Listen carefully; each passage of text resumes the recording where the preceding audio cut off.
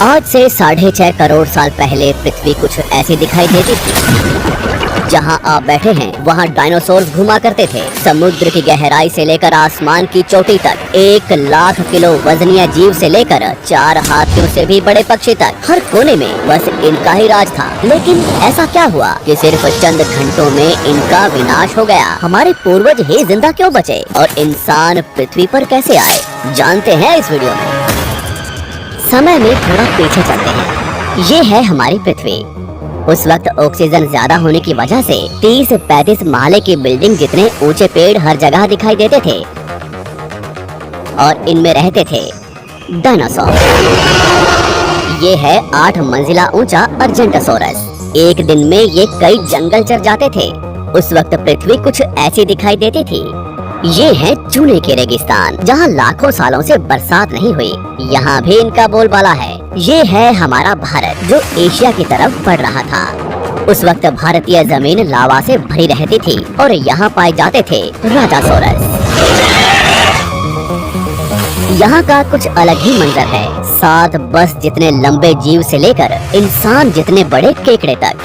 बाहर आकर देखो तो कई किलोमीटर लंबे अमेरिकी रेगिस्तान में पाए जाते थे टाइटेनोसोरस।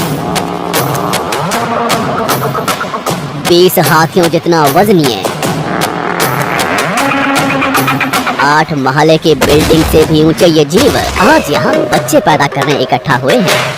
दुनिया के हर कोने में डायनासोर्स की आवाजें गूंज रही थी, लेकिन इन्हें क्या पता था कि आज इनका अंत होने वाला है।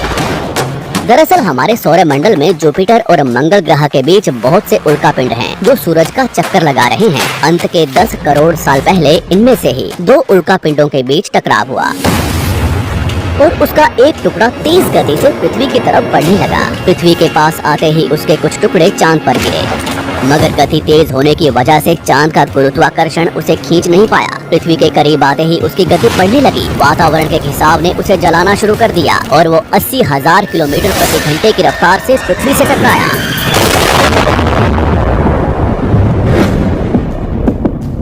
यहाँ रात के 1:30 बज रहे थे।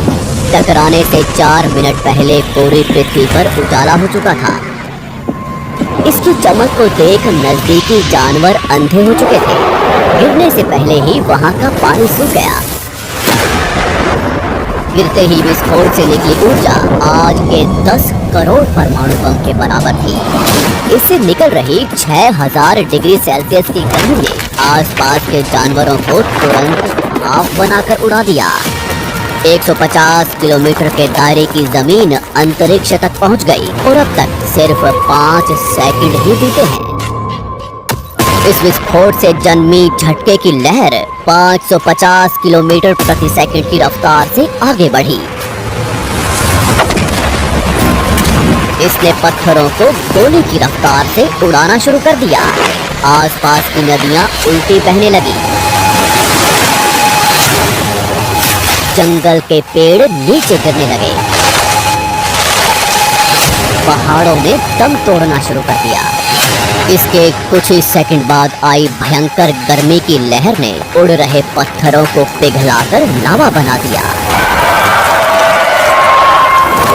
संपर्क में आने वाला हर एक पानी तुरंत भाप बन रहा था। समुद्र के अंदर उबाल शुरू होने लगा। पलक झपकते ही जंगल सूख रहे थे। जानवरों का शरीर उबल रहा था और अभी तक तो सिर्फ शुरुआत ही हुई है। टकराव से हजारों टन मलबा अंतरिक्ष में पहुंचा था, जो गुरुत्वाकर्षण की वजह से पृथ्वी के चारों तरफ फैलकर पृथ्वी पर गिरने लगा।